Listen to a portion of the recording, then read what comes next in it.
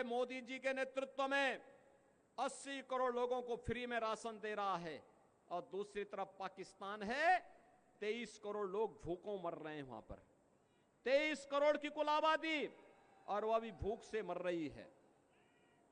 इसीलिए मैं आपसे कहना चाहूंगा, जो पाकिस्तान का राग अलाप रहे हैं, 4 जून का उनका बोरिया बिस्तर बंद करके पैक करके उनको बोलो जाओ पाकिस्तान, भारत पे बोझा मत बनो, पाकिस्तान में जाके अब भीख मांगो। बहनों और भाइयों, एक तरफ भारत अपने 80 करोड़ लोगों को फ्री में राशन की सुविधा का लाभ दे रहा है, दूसरी तरफ पाकिस्तान में भूख से बिलबिलाते पाकिस्तानी लोग आपके सामने हैं।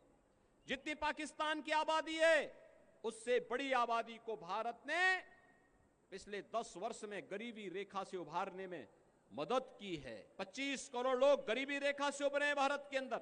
भारत में जातिवादी और परिवारवादी राजनीति करते हैं। पहले जाति के नाम पर आपको लड़ाएंगे, फिर आपके हिस्से का बंदर बांट करवाने का काम करेंगे। यही तो काम किया था इन्होंने, यही तो काम कर रहे हैं, यही तो इनके कारनामे हैं। आज मैनिफेस्टो पढ़िए कांग्रेस और समाजवादी पार्टी का।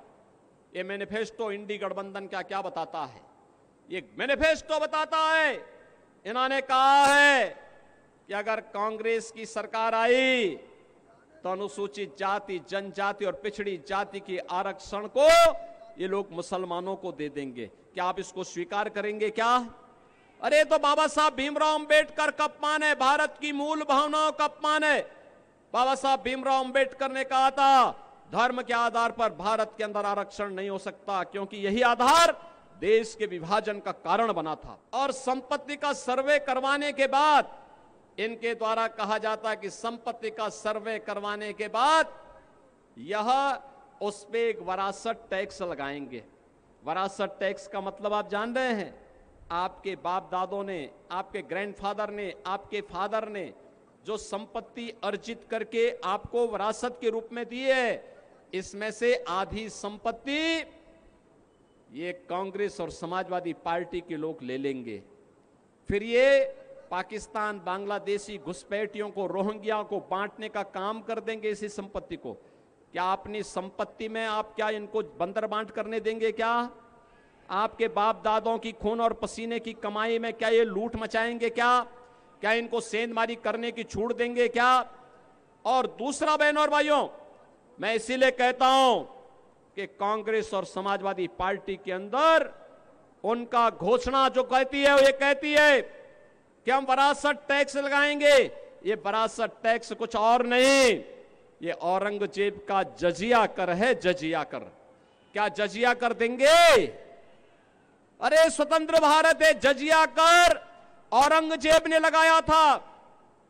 औरंगजेब मुगलों का सबसे क्रूर बादशाह था।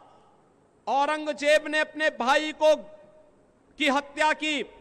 औरंगजेब ने अपने बाप शाहजहां को कैद कर दिया था, और शाहजहां ने अपनी जीवनी में लिखा है कि ऐसा कमबख्त पुत्र किसी को प्राप्त न हो। उसने कोसा है, उसने कहा